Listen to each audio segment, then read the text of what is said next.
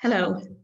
Hello, everybody. My name is Jenny Richards. I'm based at Newcastle University, and I'm the chair of the English Association's Higher Education Committee. So this event, one of a whole series that will be running across the year, is co-hosted by the Institute for English Studies, University English, and the English Association. And I'm really pleased to see so many people joining us today to celebrate 4 of our many outstanding, really exciting impact case studies. So I want to tell you a little bit about how we're going to run this event, this one online event. I should explain we're recording it as well. We're recording it so we have it as a resource for the future. We're going to hear from 4 4 groups about their case studies. And we're going to go in the order in which they are advertised on the website. And then we will have questions at the end, and you can ask whatever you want, and I'll be hosting the chat, that conversation. But why are we doing this? Well, we know that Arts and Humanities did incredibly well in terms of impact, and English studies, literature, language, linguistics, creative writing did really exceptionally well, 48%. 4-star. At the last ref, we also had some fantastic stories to tell, but we did nothing with them. But now is a time to really get across, communicate as well as we can, the kind of impact our researchers in our subject are having on their communities, locally, nationally, globally. So that's what we're doing. We're using it, celebrating that. We're using it as part of the campaign, all of the subject associations. So one of the things I will be doing is listening out for common themes and digesting that to help refine messages that we can all use to tell people about the brilliant work we do. But another reason why we're doing this, and a reason why we're recording it as well, is we would like to help ourselves, help everybody, think about how we can do impact again in the future. For me in particular, since I've never done an impact case study, I'm particularly interested in the kind of evidence that people use. But that's what we're going to do, and I think that that's enough from me, and you'll hear from me again at the end, but we'll go through our 4 groups one by one, and I'll introduce them just before they speak. The first person who's speaking is Elspeth Graham. So we're hearing about an impact case study submitted from Liverpool John Moores. And I should just say that these are all our fabulous economic impact and many other kinds of impact, but economic impact is one we're flagging. So let me just introduce Elspeth to you. Elspeth is a Professor Emerita of Early Modern Literature at Liverpool John Moores University. She's had a very distinguished career. I've been following her. She doesn't know this, but I've been following her work for many years. But we're about the impact today. For almost the last 20 years, Elspeth has been involved in practical and research aspects of the Shakespeare North Playhouse project, which is, I think we'll all agree, that those of us who are familiar with it, quite an amazing achievement. And may I also mention that she has a monograph forthcoming next year on the mystery of the Elizabethan Playhouse in press. It's in press. It's coming out next year. Fingers crossed. Thanks, Jenny, and thanks to Becky for organising all of this, and thanks to everyone for turning out on a Friday afternoon on Zoom. I'll try and share my screen now.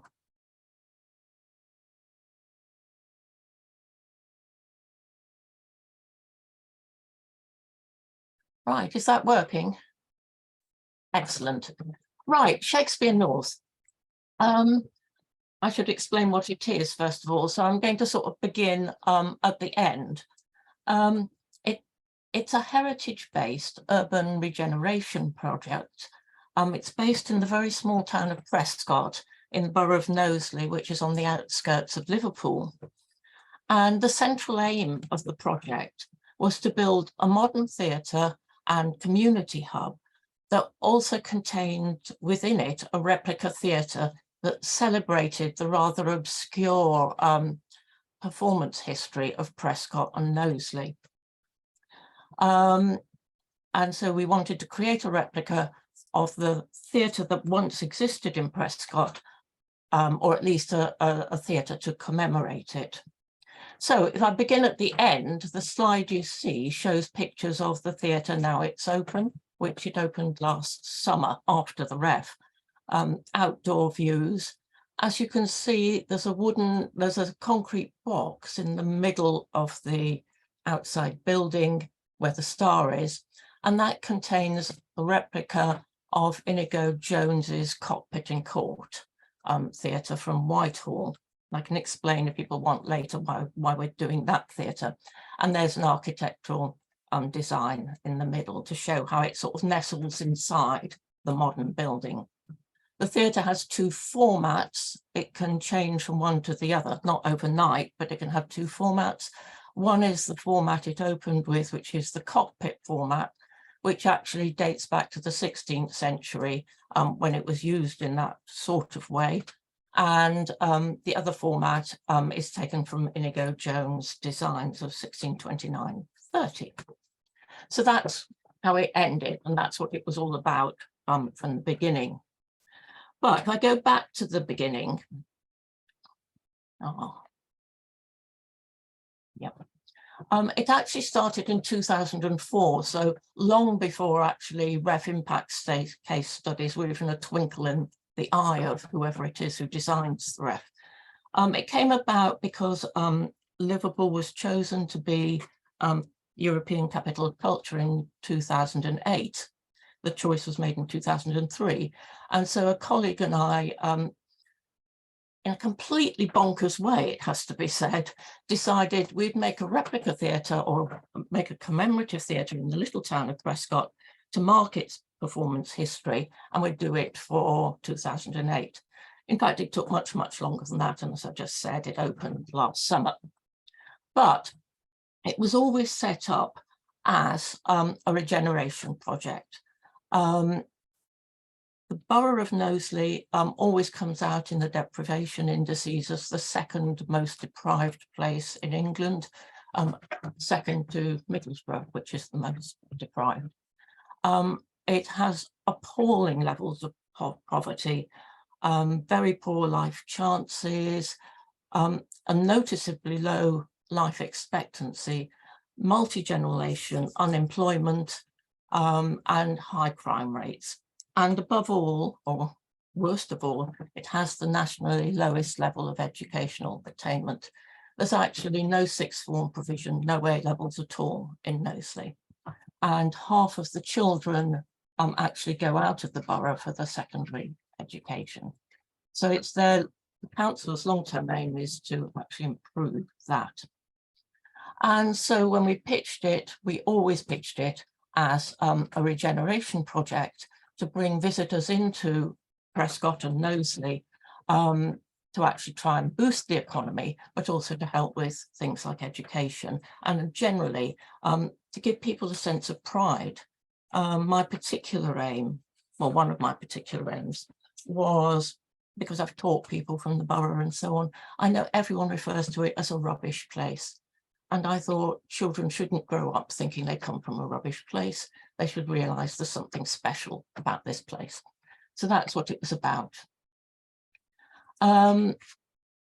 Yeah, so if I whiz on, if that's the outline of what the project was about, it was set up as a partnership with Knowsley Council, with my university as the founding university. And we also set up a trust called the Northern Shakespeare Trust, which became Shakespeare North Trust.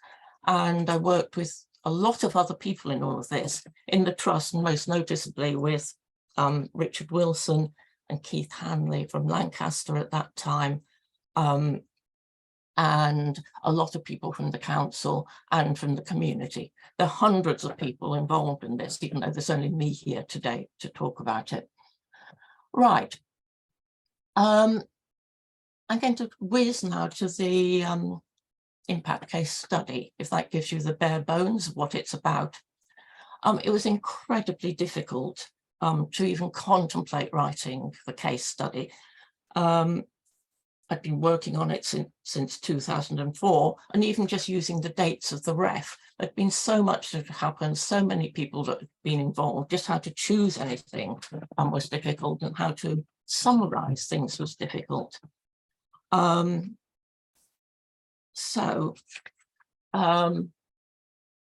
Yes, there was an enormous amount of activity I could have used for the case study. I'd been doing a lot of community work. I'd done symposia, I'd done talks, we'd had performances. I'd worked with a local community theatre company called Imaginarium. There was a huge amount going on. And the council, of course, were producing their own work in relation to all of this. So the decisions I made, the basic decision, first of all, oh yes, the other big worry was that actually the theatre wasn't open and up and running. And this sort of bugged me when I came to write the impact case study, because I thought, this hasn't happened yet. They're going to think this is all in the future. But it occurred to me, and this was actually true, that by that time we'd actually brought £30.1 million into the project. And that itself, in this small place, has had a huge impact. So I thought that will be, what I'll base it on. So I decided to divide the impact into two sorts, really. Statistical sorts of evidence, economic and cultural. And I thought I had to show, as they tell you in the instructions, I had to show reach. And looking at people from the past impact thing, they used a lot of statistics. I thought, well, I'll get my statistics in. And these are the sort of things I put on the slide that I put in. The £30.1 million we had for the theatre build, but also we'd been given by the regional authority £14.3 million to really revitalise the town centre of Prescott. And so that public realm funding depended on Shakespeare North.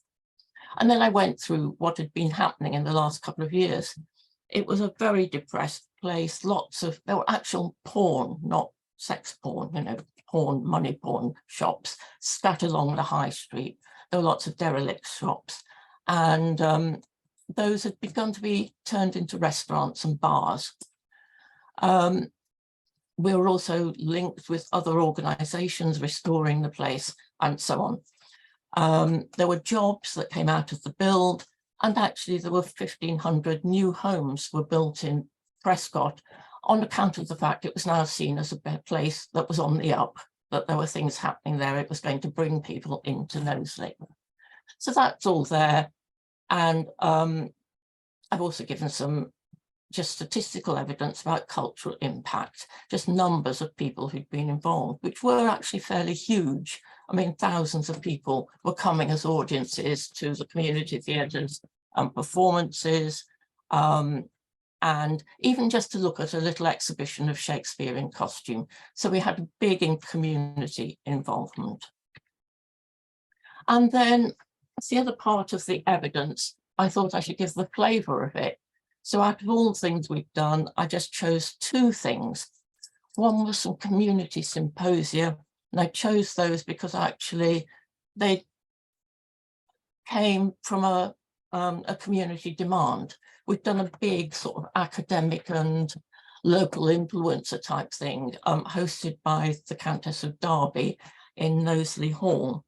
And it was very expensive. It was very good, and it brought all sorts of people together, but it was expensive.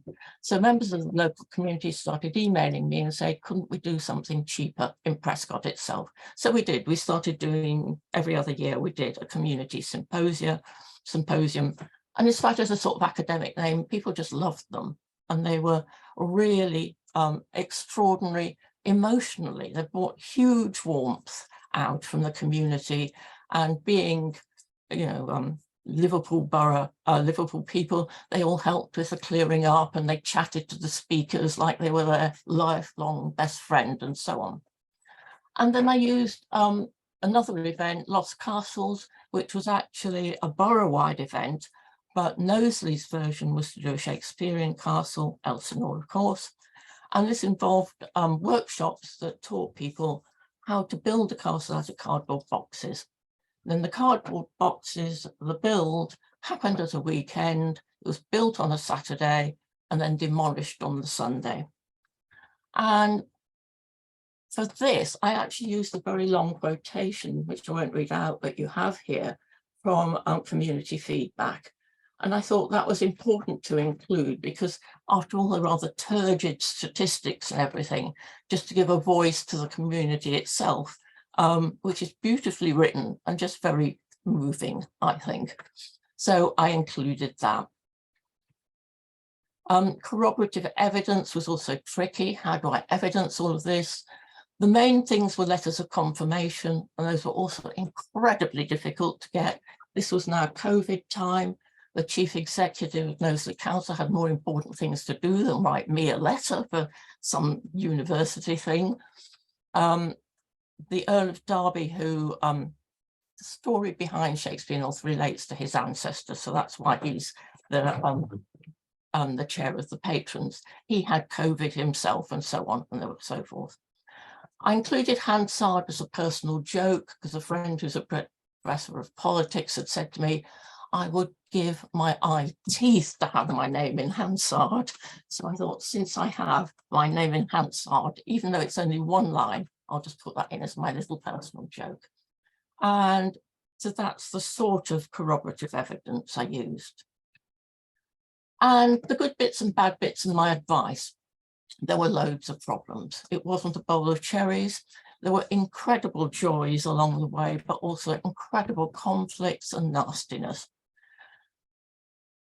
I feel a bit bad saying this, and I'm not going to dwell on it and talk about it, but the thing that happened right at the end, 15 months before it was due to open, almost immediately after we'd submitted the REF impact case study, those of us who created it, including all the academic members of the trustees board, were deposed. We were got rid of. And not only got rid of from the organisation, from the trust, and we were taken out of the project. And when it opened last year, we were completely ghosted from the story. There was no reference to the 17, 18 years work we've done.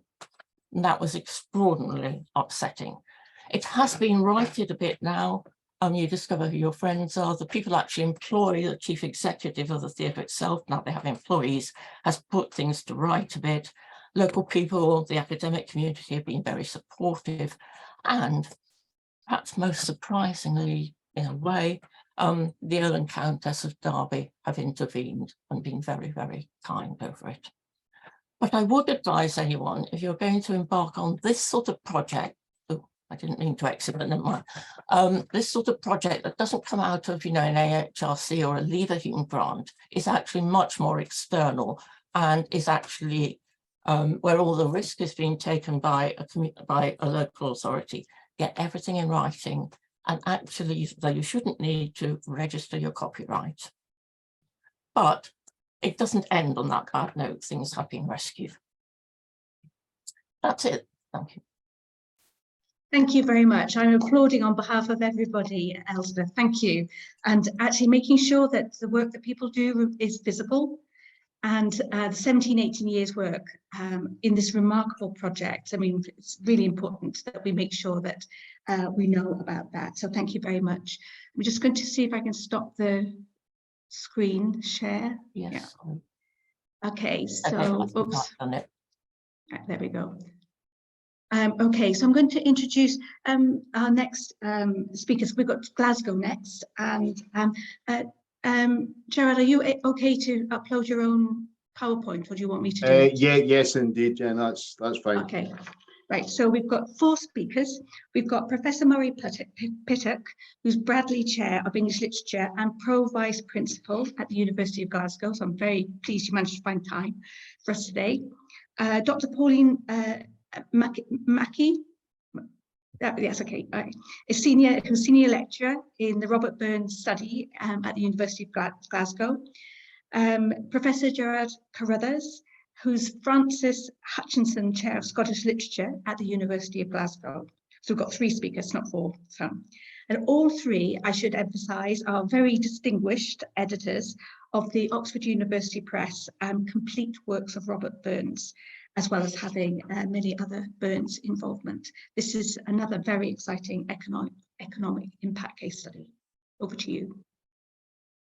Okay, I think, Jenny, it's myself, Pauline, and then yourself. That's the running order. Well, thank you very much, Jennifer, and everyone for organising, for thinking of this, for being here, and above all, I think, from the point of view of the English Association and the Arts and Humanities more generally, framing this in terms of an economic impact case study event.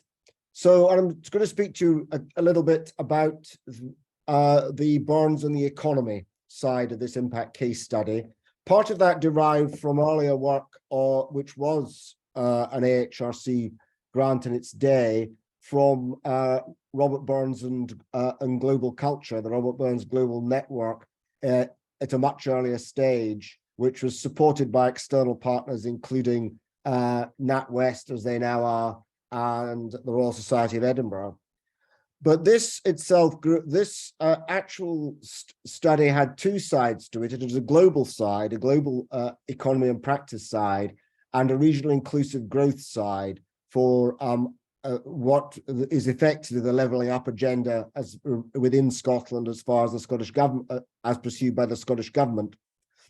So the Robert Burns and the Scottish economy was funded by the Economic Development Directorate of the Scottish government. It was not politically authorised. It was authorised by the then director, Mary McCallan, of that civil service department.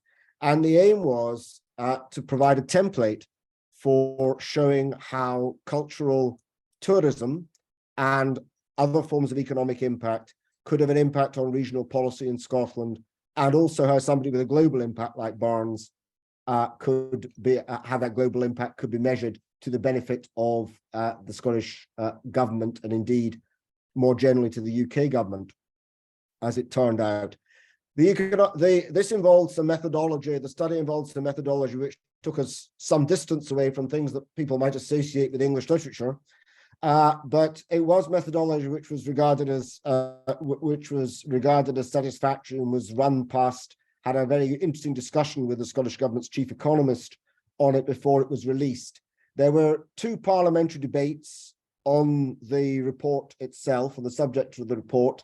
It's subsequently been mentioned in 5 debates in the Scottish Parliament as providing sustaining evidence in, for example, most recently, the Delivering Economic Transformation debate, the Finance and Public Administration debate, and the Gaelic and Scots language debate. And it was the basis for the evidence given to the Scottish Affairs Committee in the Westminster Parliament in January this year on promoting Scotland abroad, particularly in terms of the development of a Burns industry and anniversary policy, which would be globally visible.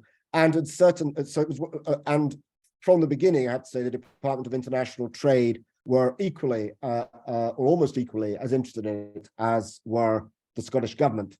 It's certainly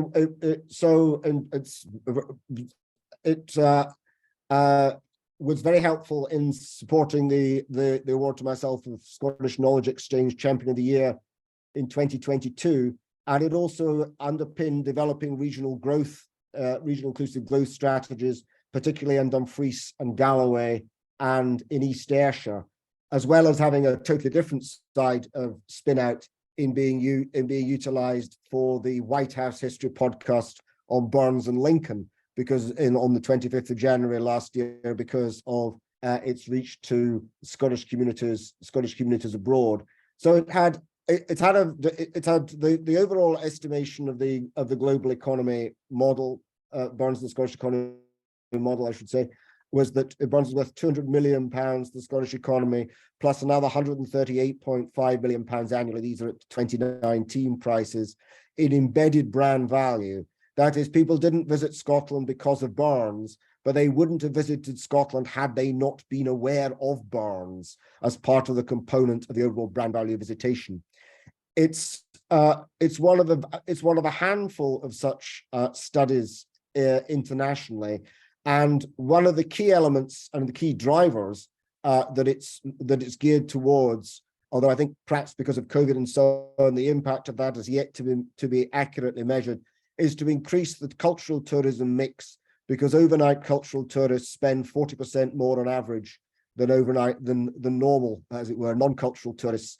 And the Scottish proportion of Scottish tourists who are identified as cultural tourists is 33%, as opposed to 60% in France and 68% in Austria, where the largest economic impact for a cultural figure is reported, of course, for Wolfgang Amadeus Mozart, which was about 5 billion euro as at 2005. So it's it is a very limited but important part of a template of something which has not yet been fully utilized at all with respect to the significant impact of cultural and ongoing spend which occurs as a European international opportunity. And Pauline is going to say a little bit about two elements of that, one technological, the other small business oriented. Thank you very much, Murray. So first of all, we'll look in detail at one of the more sort of at the less technological of the two.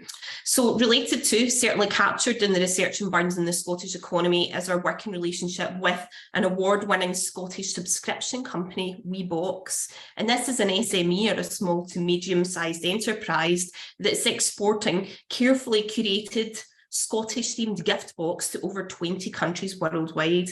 Now, I was approached by WeBox in 2017, within months of their launch, and they very smartly launched at Tartan Week in the US. And we were approached to assist in the curation of a Burns-themed box for the following January. We supported the CEO with knowledge of Burns, but also knowledge of the global celebration that is the Burns Supper, Burns Night. We helped her understand how that could be captured. And we also assisted in the selection of items that not only would enable a greater understanding of Burns's literature and cultural significance, but they would promote the celebration of the Burns Supper. It would encourage people to enter into this aspect of Burns's cultural legacy. So in addition to the Burns-inspired items produced by the company's ever-expanding pool of Scottish makers, as they call them. And this included, for example, confectionery. Oh, my love's like a red, red rose, rose creams, postcards, haggis-flavoured crisps, jewellery, old lang syne tea light holders, just to give you a sense of the type of objects Scottish makers are producing. We were able to incorporate information about our research on editing Robert Burns for the 21st century. And we did that via glossy brochures, bookmarks, but also a CD with specially commissioned performances of Burns's song that was one of the significant project outputs. We also highlighted Glasgow's Centre for Robert Burns Studies as a hub for research into Burns's life and legacy via the production of a stained glass window art. And this was produced using the image of our famous Burns window in the Bute Hall, and we combined that with information about the centre.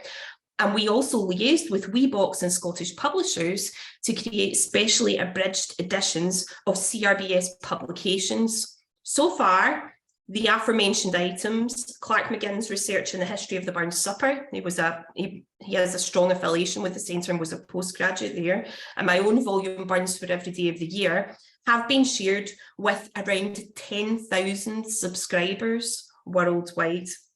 And evidence of this impact is elucidated, of course, in the Pittock report, but also in support of our case study, the WeBox CEO wrote a letter of support, citing that our expertise, quote, was invaluable in making the January Burns WeBox a credible product. She added that the expertise and provision of material from the Editing Robert Burns for the 21st Century project led to a unique and innovative product that helped gain competitive advantage, resulting in increased sales and market share, evidenced by a spike in sales, which by the time of submission of our ICS had reached 9,000. It was at the time of our engagement 1,400. As I said, there are now upwards of 10,000 subscribers and our relationship is ongoing. Moving on to the technological, and certainly insofar as ongoing routes to impact are concerned, our work to promote Burns-related culture and heritage and to benefit heritage organisations and industry has moved in particularly exciting direction in recent years into the use of XR for the composition of and access to Burns's cultural memory. So we're now taking Burns into the metaverse. In 2021, with a Scottish startup, an immersive learning platform, Edify, we collaborated to create the first ever Robert Burns virtual reality experience. And we were able to do this during COVID and share this using the virtual reality by proxy platform with hundreds of people worldwide, giving them access to carefully selected 3D models of Burnsiana, and also an immersive environment of Alloway Old Kirk that encountered in the 21st century, travelling back in time to the 18th century. And this was created using contemporary volumes, and then a fictionalised version through the imagery and onomatopoeia of Tam O'Shanter, Burns's poem. This has given rise to further collaboration between ourselves, Edify, the Scottish Government, to curate a special VR gallery to launch David Mack's The Flying Haggis collage. That was an output from another CRBS project, and that attracted over 570 people during another COVID lockdown. And since then, that experience was launched on Edify's beta at a crucial stage in the company's investment process. Since then, myself, Murray, with colleagues from across the College of Arts, have been developing applications towards museums in the metaverse platform for the benefit, of course, of the XR industry and culture and heritage consumers and custodians. And that's something that's forthcoming that we're extremely, we hope to hear more about that in the future. We pulled all of this together in an event at the university's new Advanced Research Centre in January. This was a collaboration between CRBS and the Scottish Arts and Humanities Alliance. It was an ACR and industry event looking at economic growth and cultural tourism, XR experiences, food and produce. So much ongoing there. I should say that we also do a lot of work just now with the Ellisland Trust. Jerry has been quite instrumental in that. And colleagues elsewhere in the university who have recognised the potential for knowledge exchange and impact associated with Burns and who've been able to tap into those networks have also benefited. So in 2022, the Ellisland Trust, working with the South of Scotland Destination Alliance, engaged the university's Games and Gaming Lab to create a Minecraft Ellisland. And this was a project led at the university by Dr. Tim Peacock. The purpose of this output is to engage children and young people with Burns's legacy. The project has since been shortlisted in the Best Educational Programme at the Scottish Game Awards 22 and as an Innovation of the Year for the Scottish Knowledge Exchange Awards in 2023, and they should hear the outcome of that next month. So following the initial launch of this Minecraft, an education version aimed particularly at school-age learners is now in development. So happy to discuss this further in the questions, and over to you, Jerry. Thank you very much, Pauline. So I'm going to speak about one of our tentacles in particular, a microeconomic aspect in our ICS concerns the book and manuscript market, because a problem encountered as we edited the multi-volume edition of Burns's work is that there's a huge number of forgeries of Robert Burns out there, well over 1,000 known forgeries. Occasionally these purport to be new texts, but more often than not, they're forgeries of real texts. Having access to 2 large-scale HRC grants gave us the travel, the time, the investigative power to discriminate between the real and the spurious. And that was something that kind of developed naturally as we worked in a team. The work that we have done in forgery, which is there in the ICS, in fact, has longer roots going back to 2009, and I will attempt to share a slide in just a second. Here we go. Are you seeing that?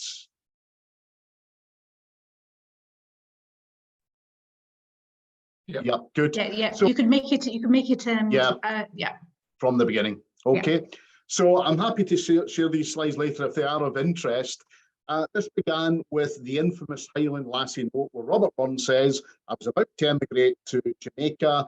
I was going off with my lover, Mary Campbell, and this note had disappeared for about 100 years till it was rediscovered in 2009. And so the provenance trail was quite uncertain. And there's a very wide lay Burns movement. 95% of them are sane, but there is a nutty fringe. And there were those who claimed it was forged. We did some work on this and we proved, looking at the physical features, the ink, matching it up with other paper, that it was genuine. We traced receipts. We proved without any doubt that it was genuine. I get hate mail over this, which I don't think we did put into the impact case study, but been perhaps interesting to do that. And there's more detail about this in a couple of articles, which, as I say, we happily share. Now, this led us to think, can we develop this a bit more systematically? We knew that we were able to do some certain things physically. We knew about chain lines, watermarks, paper types. So we developed the Burns paper database curated by our colleague, Dr. Ronnie Young. This was an idea I pinched from the Shelley paper database in Oxford. It's always good to pinch good ideas. And we also developed work on Burns's handwriting, and there'd been some work on that before, but we very much pinned down the fact that Burns's hand goes through at least 4 historical phases, and I'll come back to that in a moment. Now, the other sort of pipe dream, as it was to begin with, was, could we do something scientific? And so I spoke to people in polyomics, organic chemistry, and they said, we reckon using mass spectrometry, we can analyze ink, we can get a chemical spectrum for ink, and not only ink, but for paper, for stains, because some of the forgers, Burns's most notorious forger, adopted the schoolboy technique of using tobacco and tea to stain his forgeries. So we were given internally a PhD scholarship, which worked on forgery, which worked with 18th century ink recipes, and which provided us ultimately with mass spec for Burns's ink and for the ink of his forgers. And there was clear blue water between these 2 different types of signature. That obviously had commercial possibility. We published a piece in Scientific Reports. We've got another piece coming out in a British Academy volume. There is work in here for the future, but we had done enough for the ICS in terms of proof of concept. So that was the hard science that interested at least 3 auction houses with whom we've worked, a number of national institutions, and indeed a couple of private individuals, because Burns has many private collectors in the UK, but especially in North America.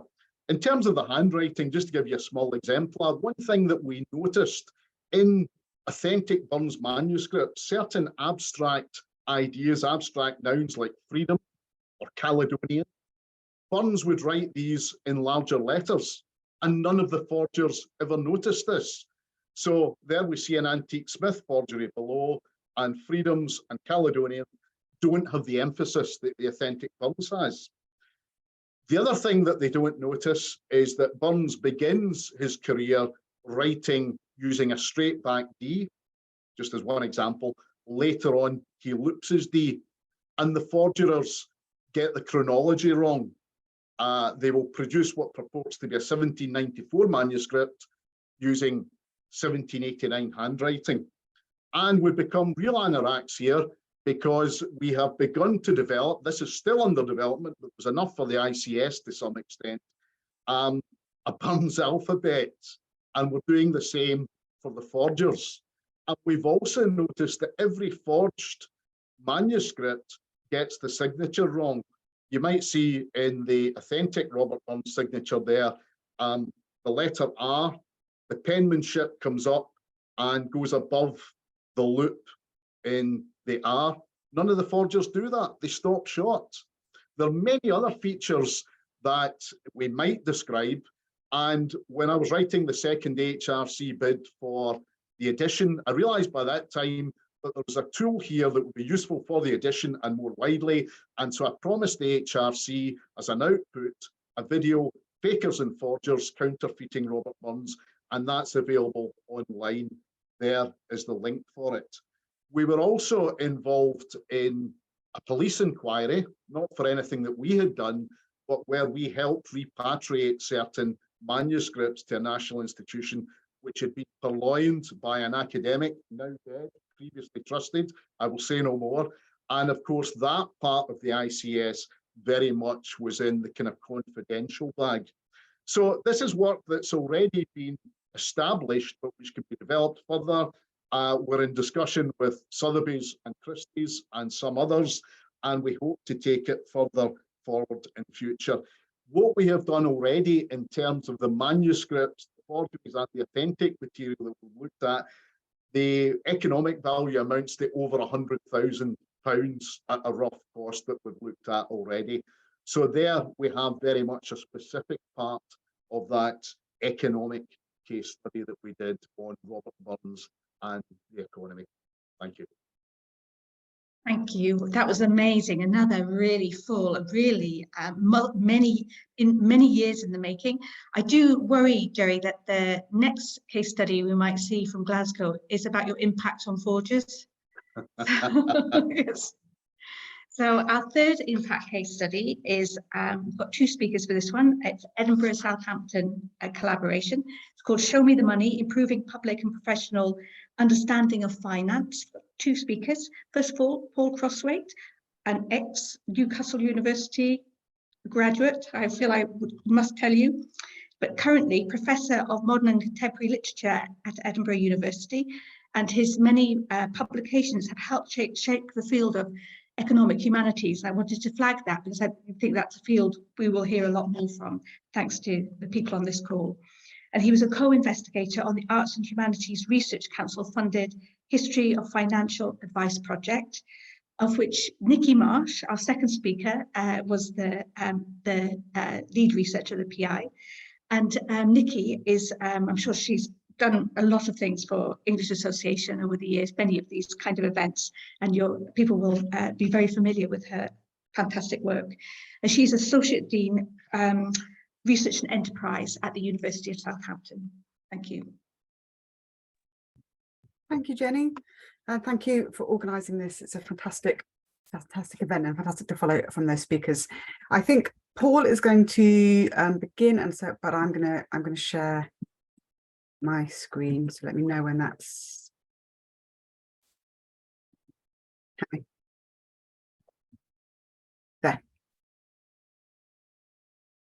So I should just also acknowledge Peter Knight was the third person who's part of this team, and he's presenting on a different impact case study somewhere else in Europe today. That's how fancy he is, so he can't be here. But I'm hoping if I show the first slide, Paul's going to talk about where the project began. Great, yeah. Thanks, Nikki. Thanks, Jenny. Thanks, everyone. Nice to be here. Yeah, so there are really two kind of threads to this project. I'm going to speak briefly about the first, and then Nikki will follow up on the second. Broadly, as Jenny was saying, the work that we do is at the kind of interface of the humanities, literature, culture, and economics. And this gave rise to initially an exhibition that was concerned with the kind of visual culture of money, finance, banking. How have these fields been visually represented in a whole range of different kind of visual genres, from sort of 18th century satirical illustrations through to kind of technical charts of financial prices and so on. And we were involved in curating and staging an exhibition that was initially at the Northern Gallery for Contemporary Art in Sunderland, and subsequently toured to a series of venues around the UK. Attached to the exhibition were a whole host of public events, launch events, engagement events. We had I was going to say a fancy website. It was actually a very basic website, but it was kind of interactive and there was a lot of stuff on it. We designed a smartphone and tablet app, which was fun, with targeted at kids. So it had kind of design your own banknote kind of games and stuff. And it attracted a kind of gratifying amount of attention in the national and the regional press, which was nice. So that, in a nutshell, is the first strand, the exhibition. Over to you, Nikki.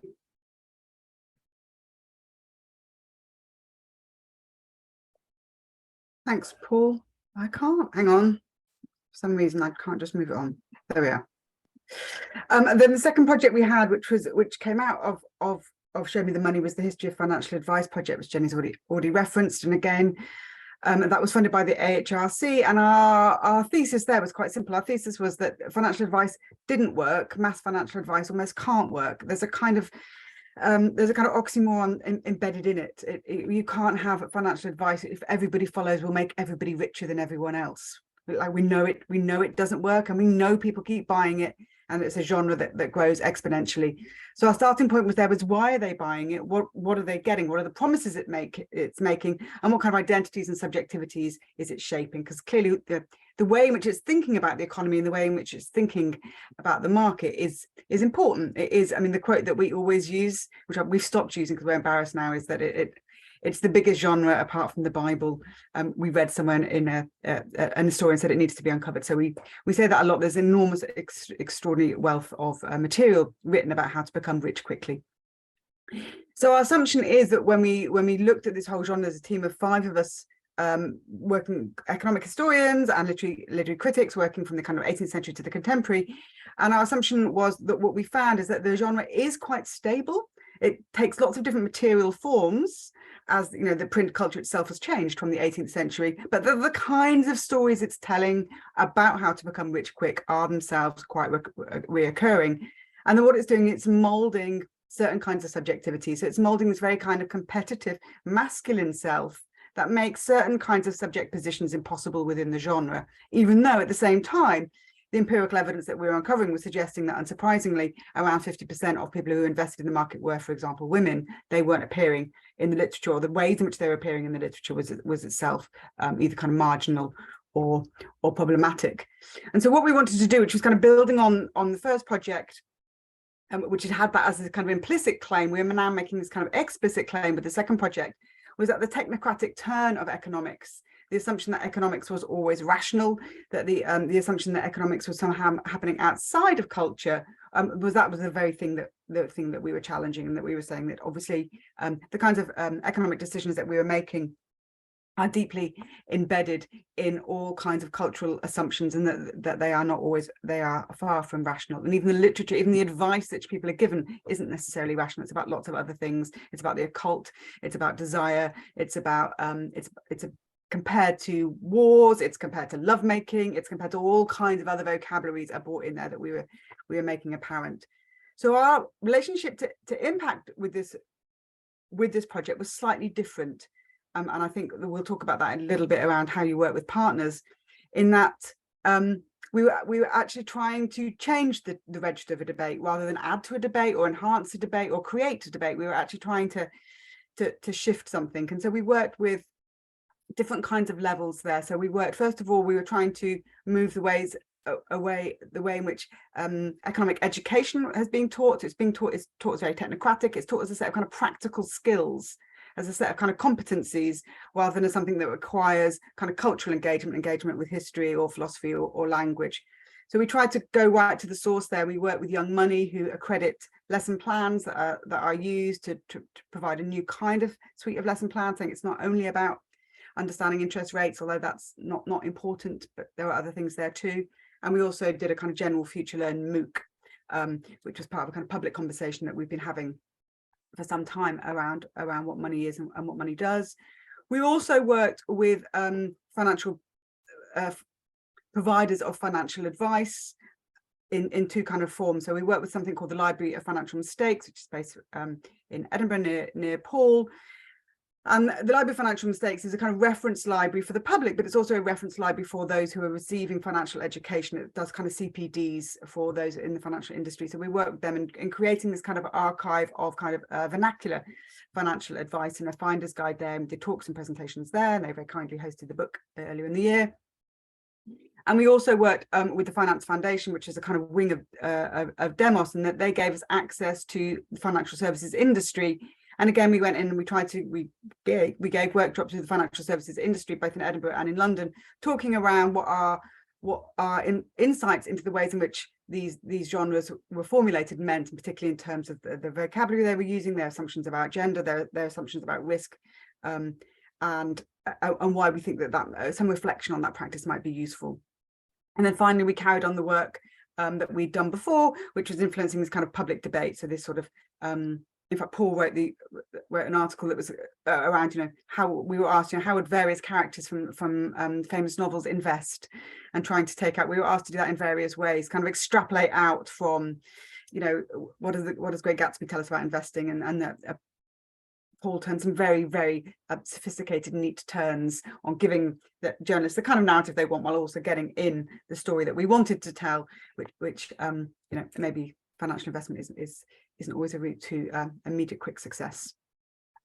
So I think the other thing, just as we're reflecting on this as a kind of community, Jenny, and I think it's been really, really useful, is to talk about some of the complexities of working with these really, really different partners. So we've worked with, lots of different kinds of partners across. We started this work in about 2012, I think, and a lot of them have been opportunistic. Lots of them have just been through contacts. Lots of them have been about contacts, friends of friends, contacts of contacts, working our way, understanding who might want to work with us, and building our reputation in the field. And I think it's only as we work through that process, and like Elspeth at the beginning, now we're able to reflect on it and share those reflections, that it's really, really important to be really clear around the needs, resources, constraints of the organizations that you're working with. And sometimes that's really literal. Like the hardest thing we did was getting our lesson plans accredited in ways that fitted with Young Money and the theory of change that Young Money needed. Sometimes, it's in those ways, but sometimes it's just different timeframes, different needs, different kinds of expectations. And sometimes it's that the impact that you're giving isn't the impact that your partners want you to give. And I think that's a really important thing that we need to discuss. Sometimes people don't hear the thing you're saying in the ways you want to say them. And that it isn't always simply as, you're not always just amplifying something. Sometimes you need to oppose things, or you need to resist things, and you need to have those difficult conversations to be really true to that underlying research and to the kind of impacts that you want to have. So since then, we didn't have this at the beginning of this work, but since then I've been kind of reflecting on that. We've been reflecting on that collectively, and I've come across, and this is from a colleague in Southampton, who I should reference, and she's taken it from Nina Simon's Participatory Museum, but these different models for knowledge exchange. So to know when your partner's contributing, that it's their work and you're enhancing their work and making their work possible. And that's, I think, the way in which we work with artist commissions. We've got some fantastic artist commissions as part of Show Me the Money that really enabled artists to work together in ways they wouldn't have done, and they were leading on that. Sometimes we were collaborating and co-producing and co-creating, and that really was a kind of process of exchanging, when we had to cede our authority very happily and our expertise to those who had more of it than us. So either with the app designers, or particularly with curators, really gifted curators across this whole project that we learned so much from, and that they really enhanced the kind of message that we could give. And then sometimes you're just simply finding a host for your impact, and that perhaps it isn't collaborative or isn't co-productive, and that's okay too, but they're giving you a space, they're giving you an audience and respect and time, and that hopefully you can build that into the kind of impact you want to achieve again. So I think that's one of the things that, as we're kind of getting ready for a new generation of people writing impact, I found that really helpful to sort of reflect on that. I think Paul's going to do something similar with evidence, so I'm gonna have to come back to work this time. Yeah, thanks, Nikki. Yeah, just finally, I guess a few sort of points of maybe kind of things that we learned and would have found it helpful to kind of have had more clearly in mind at the start of the process. I mean, I think the key thing thinking about the accumulation of evidence that is required for a successful impact case study, I think in retrospect, what is clear is the extent to which we should have been, as it were, in thinking in a kind of prospective way. In other words, thinking more ahead. What ultimately is the kind of impact that we want to demonstrate? What do we want to be able to show? What ideally do we think the kind of work we're doing might achieve? What kinds of changes, what kinds of shifts, developments? On that basis, what kind of evidence would we need in order to demonstrate that? And I think if we'd had that as sharply crystal clear in our minds as it is to me now, earlier in the process, it might have saved us a lot of time. Primarily because it would then enable you to think at every stage, okay, what should I be gathering now? What should I be gathering now? So, just very kind of simple, practical example. You run an event, it goes well, great, everybody's slapping each other on the back. Did we give questionnaires out to make sure that we had a record of how much everybody enjoyed this event? Oh, that would have been a really helpful thing to do. Or maybe we can scramble around and email out online questionnaires for people to fill out.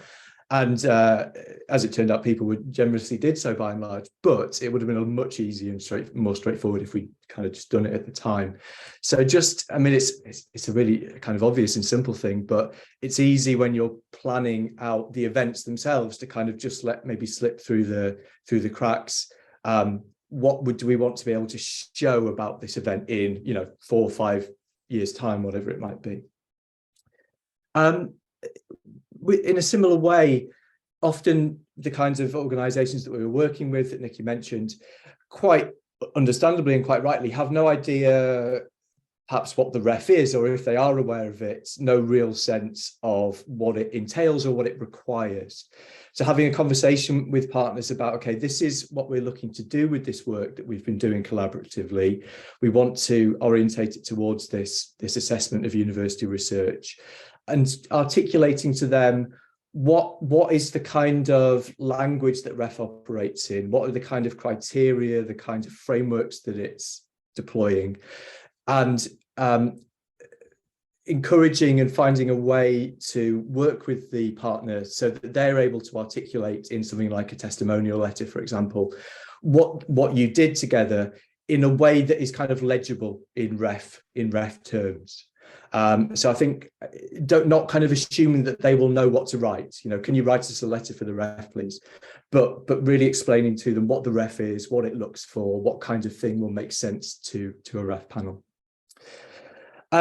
Just finally, on a really practical basis, which might be relevant for some people in the future, this was obviously, as we've been saying, a multi-institution collaboration. It was Edinburgh, Southampton, Manchester, along with a whole host of non-academic partners.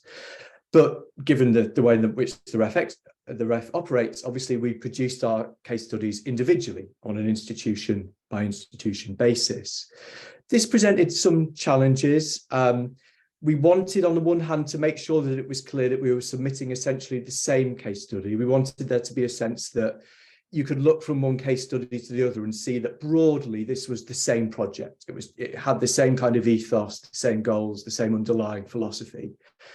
Very crucially, we had to make sure that we got the details right. There are so many bits of information floating around. It's really easy for the figure in Edinburgh's ICS to be slightly out from the figure at Southampton's. So endless circulating of our drafts to make sure that our stories were matching up.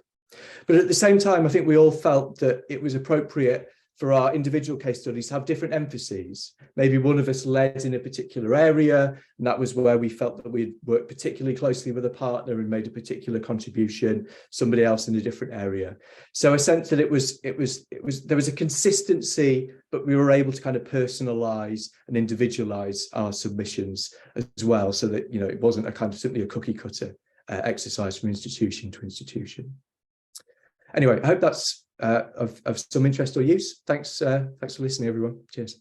Thank you very much. Thank you very much. I certainly see a theme emerging about how one listens and how one gets heard as well. We might want to pick that up later.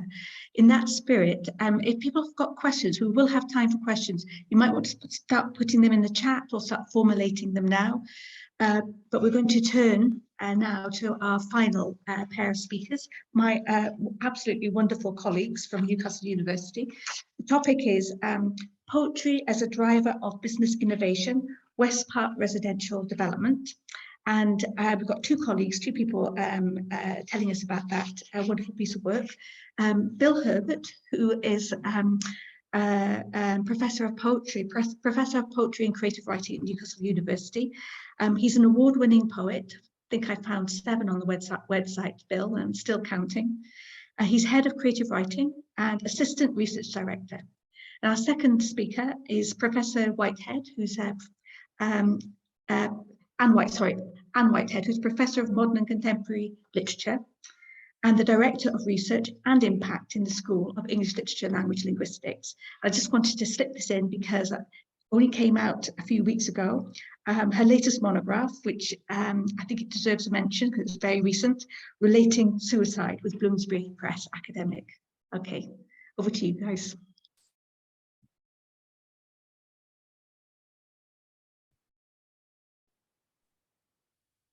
Okay, do you want me to start, Anne? Is that the... You're on mute. Yeah.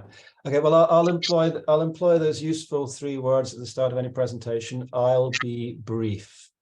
And I'll just head on into what is a little bit like Elspeth at the start, a very long-lived project. I've been working on a new urban development in Darlington for about 21 years now, at West Park, which is a site near between the A68 and the A1, which currently has over 700 new buildings, housing, shops, school, a pub, there's a hospital, and at the heart of it there is a park, which is a reclaimed industrial site. So the park formerly rejoiced in the title of Darchem. It was a chemical works in which there was considered to be all sorts of dreadful things. So the first stage I came into this project, I was actually a freelance writer. I wasn't employed by a university. I was brought in by then Northern Arts to build up an art strategy. And almost all the first phase was working with a broad range of people, including the parks, the gardeners, the landscape architects, the developer themselves, Bussey and Armstrong, which was a developer with a very long history that tied directly into the kind of Quaker heritage of Darlington, and that provided one of the bases for the whole project. So an art strategy in that context meant designing a text-based principle that could be extended to the materials and the planning of the park and the subsequent areas of housing at a level when everything was simply just beginning. You know, so this was a brownfield site in 2002, 2005. And we were able to talk directly to architects about things like, if we have a design, could we incorporate this pictorial principle? And the architect would simply say, no, or they would say, well, we can do something of this sort. And we were very, very early in. So in terms of public art, the history of public art, it is very often the case that you come in late in the narrative and are being asked to provide what people call some words. And so the difference in West Park was that these some words actually led the whole thing and interfused the whole thing, which meant that when it came to the case study, it was actually quite difficult to disaggregate these parts and say clearly what came from where. So we began with a tricolon. If we had a research question back then, it was, what is community? If we are building a park, a housing estate, a hospital, all of these elements, then to what end and in what way? And I did a very basic tricolon, which was just caring, sharing, and daring, just a 3-word phrase, which then could be played out in all sorts of different ways, structural principles, the way that we put groups of statues together, the way that we organized actual blocks of the streets going around in a kind of a gradually expanding pyramid. So West Park now goes right out from this little central point of caring and sharing and daring, right out through the park into housing estates, right up to the edges of the motorway, where we're currently building a sound barrier between that motorway and the nearest houses, and we're beginning there to rethink the idea of park in the old Victorian sense, so that we're now beginning to think on what are the kind of key elements that we might bring back in and rethink about the grotto or the maze or the bandstand of the traditional Victorian park. So all of this came together in 2016 in the form of a knowledge transfer partnership, a KTP, in which we worked with Bussey and Armstrong, embedding a research assistant, to try and quantify what had happened in phase one and take it on into the subsequent phase.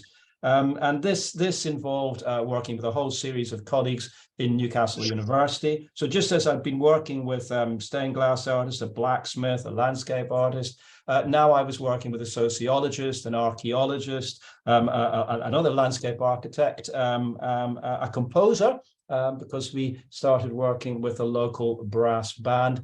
And these kind of micro communities then generated the principles that we would take on into what became phase two. And our KTP was all about trying to assess how this would make an impact on the now quite bulky population. We had about 500 homes occupied by this stage. I was a board member for the Friends of West Park. We were meeting and consulting monthly with people mostly about their bins, but also about the role of the artworks.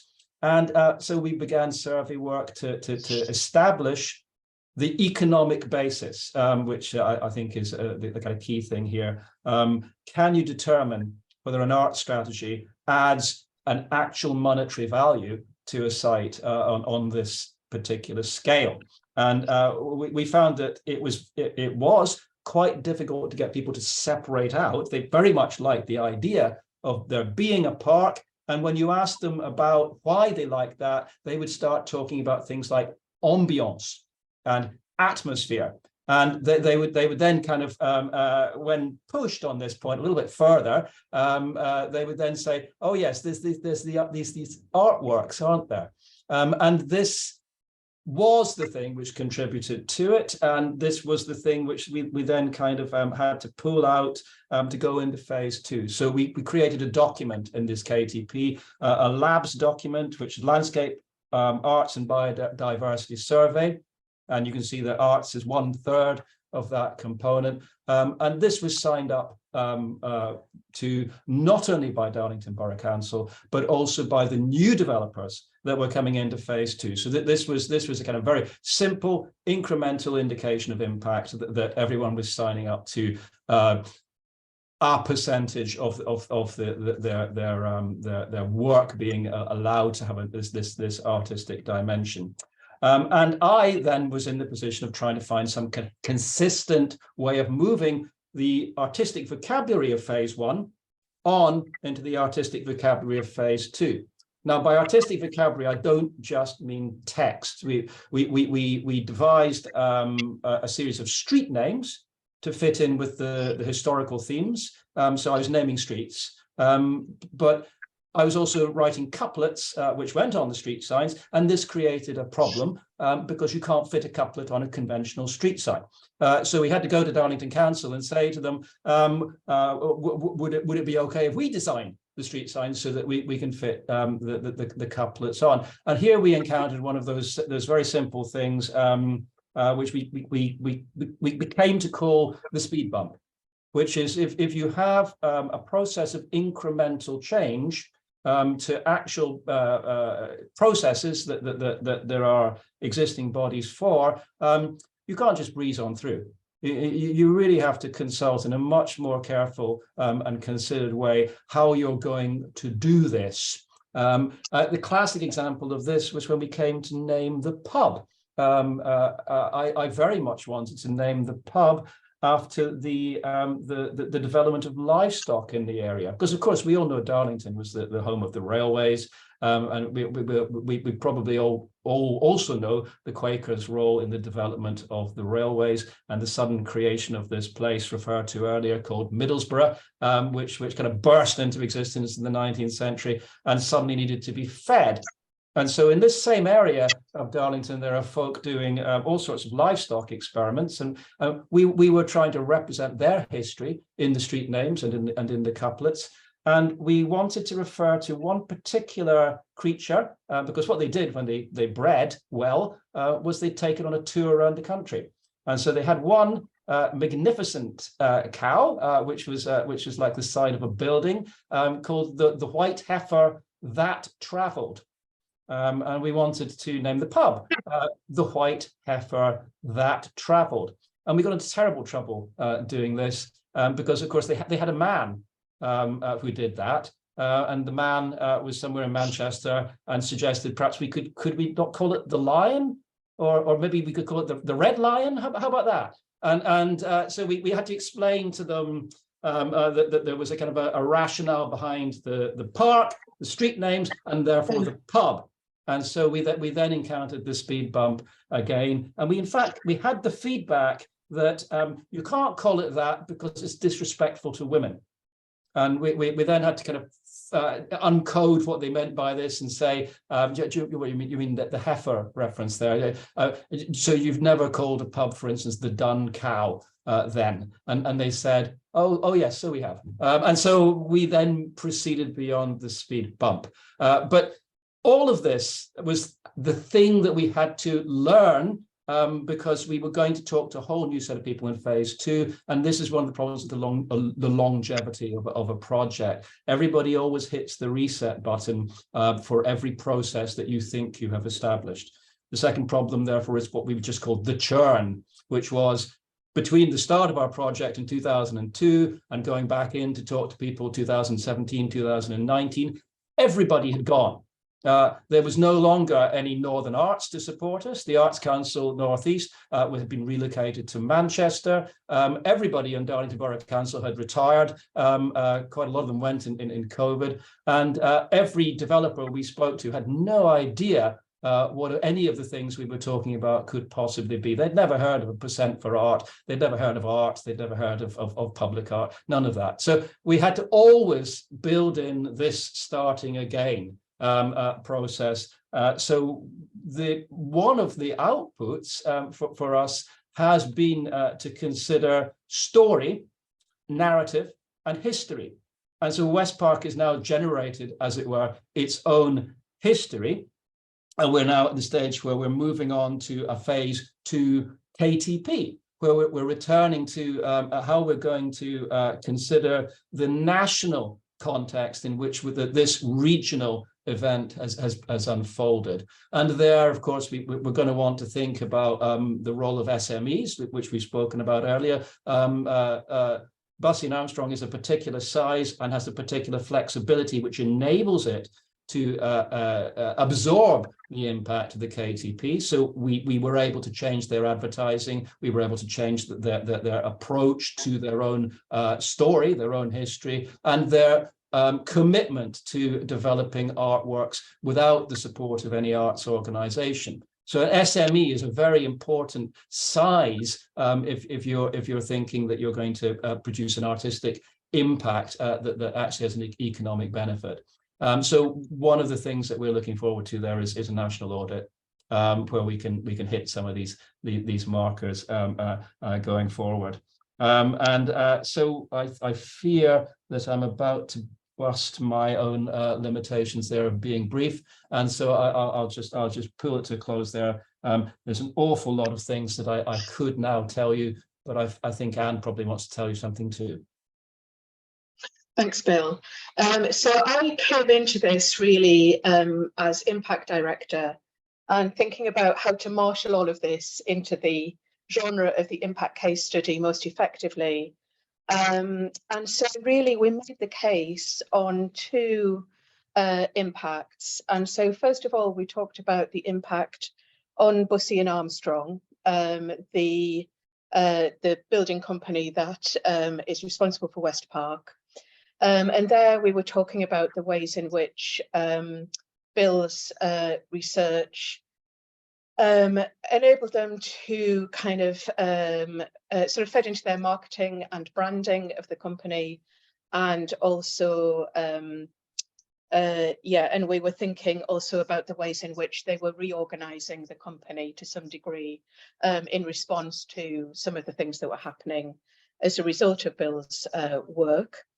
And then really after that, it was telling a story and getting the narrative as clear as possible around the story for the ways in which the art strategy that Bill had devised with West Park, then the vehicle was Darlington Borough Council, and through Darlington Borough Council, that then was feeding through as good practice and being adopted by other building companies. And so we had 3 other building companies at that point that that we could bring in and tell that, and we're evidencing that wider spread of the art strategy. And so in terms of evidence, it's worth noting that at Newcastle we had knowledge transfer partnerships underpinning 3 of our 4 impact case studies in UOA 27. And so they were quite a significant vehicle for us, and we kind of had each of them running fairly early on in the ref cycle, and they kind of were quite an important driver of the work. And then the KTP report itself, when you do one, actually does quite a lot of work for an impact case study. And so we used the KTP as some of the evidence. The KTP report was one of the pieces of evidence we used. We also, in terms of the company, we're using marketing materials and, kind of to make the case on the branding. And then after that, a lot of it was testimonials. So tracking that story through, testimonial from the director of Bussey and Armstrong, who's worked with Bill for a very long time, and then testimonials from Darlington Borough Council, and then each of the 3 building companies. And as Paul was saying earlier, then it was a case of really working with those people, and a lot of it was in lockdown, so over Zoom calls, to really communicate to them what this exercise was and the kinds of things that would be valuable for them to say in order to kind of do the work that is needed for an impact case study. So I'll stop there because it's 2:19, but thanks, Jenny. Thank you very much. Thank you very much for sharing that with everybody. So we've got slightly less time for questions than I anticipated, but I think it was really important to hear the wealth of detail from these astonishing impact case studies. I have read them many times actually, but actually hearing you talk about them, it not only is it very inspiring, but you just get a sense of the amount of labour and work and negotiation and listening and starting again that you have all had to do, and the ideas generation that actually working with partners produces. So I put my, for anybody who wants to comment on this event and has ideas for others, I'll tell you a bit about that at the very end. Just drop me an email, I'll be happy to hear from you. But I do wonder if we have any questions for these amazing speakers.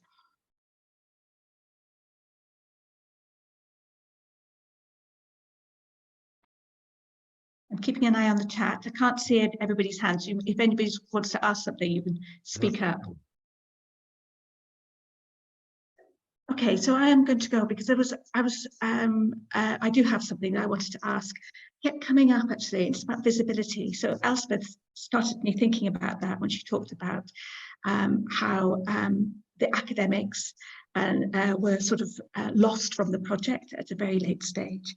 More generally, I suppose, and then I was thinking about this when I was listening to Murray and colleagues from Glasgow, that it's about, we're very used to hearing about the billions of pounds that the creative sector produces for the economy, whether governments, plural, always hear that's a different matter, but humanities gets lost from that. And I would, it's making visible, I'm very preoccupied with making visible the work that humanities research does. So that's one question. I can see that, let's just collect a couple of questions. I don't want to hog this. I can see Greg. Do you want to ask your question, Greg? And then Catherine. Yeah, I mean, it's a very general question, which is, I mean, for breathtakingly impressive case studies, but also slightly daunting in the the massive amount of work and the people you were working with and the achievements. I mean, well beyond anything we could have imagined. I suppose it's a sort of philosophical question in a way. I mean, one at least was already underway before Impact was even a glint in the organizers' eyes. But I mean, how has the fact that Impact suddenly became a thing and then became a really important thing in universities changed or stimulated or even perhaps made more difficult what it was you were doing anyway? Or in any cases, has it created the need for what you did? I mean, can you just sort of talk around the relationship of the work you've been doing and the requirement to document it a little more? Got one more question. I think we'll just take the 3 questions and then let's open the floor to the speakers. Catherine. Thank you, and thanks everybody. Really fascinating contributions.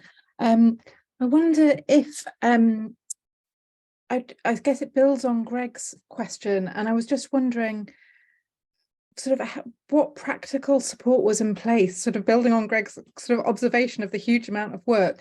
Like, how do we make this work and get to the point where we have such incredible impact, sort of institutionally and practically?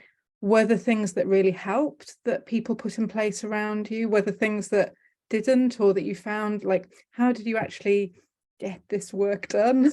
I guess it's sort of, kind of practically, what were the institutional supports and barriers for you? Okay, thanks, Catherine. So you've got 3 questions there, and I'll just let you take it in turns to pick your question and start a conversation. So whoever wants to go first. Can I say something in reply to Greg, really? And well, it speaks to everybody, to the other people talking about their case studies and the various points of beginning. I mean, it seemed to me, listening to people, some people from the word go really had impact in mind, but Bill started much earlier. And I know for our one, I think it made a huge difference that we started long before Impact was thought of. The other academic people I was working with, who were quite small in number actually, but they weren't doing it part of their university role. They were just doing it as a sort of personal activity. And I was although my colleagues in my department endlessly turned out on cold Saturday mornings to do Elizabethan fairs or to decorate rooms with paper pom-poms and all that sort of thing, I was really the only person involved from my university. And that actually was quite isolating in the project. And so was the fact that we got a lot of money from local and national government, actually went through the council. So I didn't have a lot of clout. And the thing that I think I didn't do well was actually right from the beginning explain actually what universities do. Working in the sort of context I was working, people didn't have a clue what we do. They didn't know we teach. I suggested we should do a training workshop on values, and they asked someone else, an administrator, to lead it because they didn't really register that actually, half the people in the room were teachers. And I could go on with lots of examples, but just at that level, I think one needs to be very clear about what universities do and what universities want out of it and what universities can give. And in response to Greg, again, there were huge tensions between the university and the council because the council wanted money from the university, millions of pounds. And that actually blew up in a rather unfortunate sort of way at one stage. But in terms of actually when it came to writing the impact, the university was incredibly helpful. I don't know if Lucy's here, but she was the person who supported me and who was wonderful and actually explained how to hone it down into something manageable.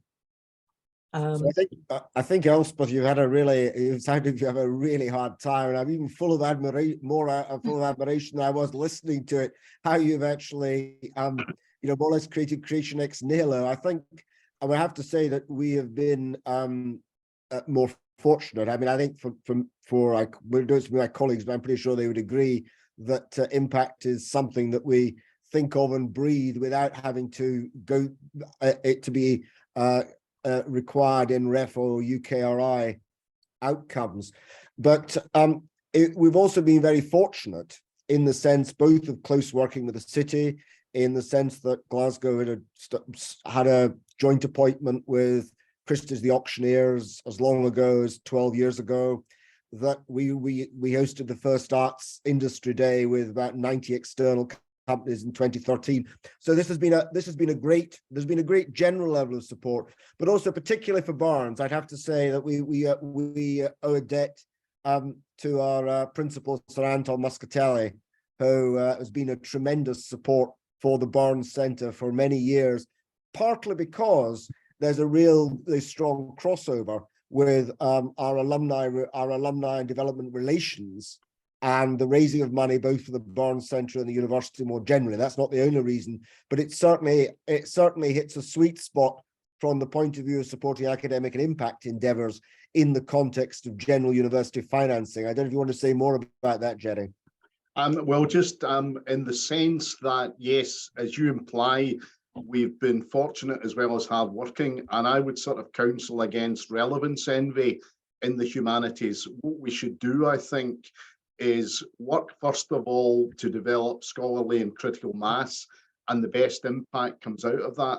And while I think there's a lot more we can do in the arts and humanities side to make our research impactful, I think there is the danger of becoming chasing the impact too much. So I would just suggest that we do these things naturally, and we should be fairly relaxed about the fact that some research is impactful, some less so. I mean, I think most research we do will have an impact element, but we need to be careful to, concentrate on the scholarship to begin with. That's what I would say, if that isn't almost off message. Thank you. I can see Nikki.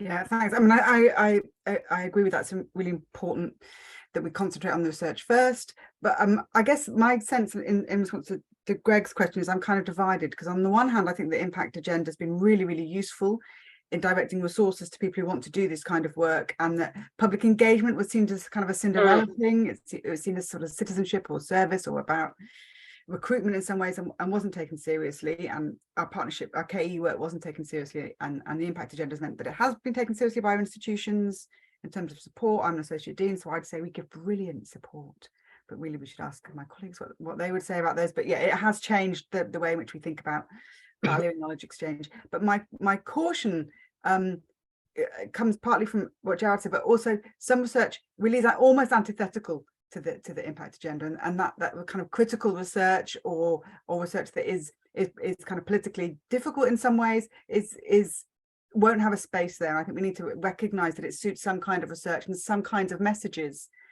and others it doesn't, and we need to protect both, I think. So I'm always really I've got both of those things in mind all the time, I think. Thank you for that reminder, both of you. Bill. Yeah, so I just wanted to add that just thinking about Greg's question, that there is a distinction to be drawn here.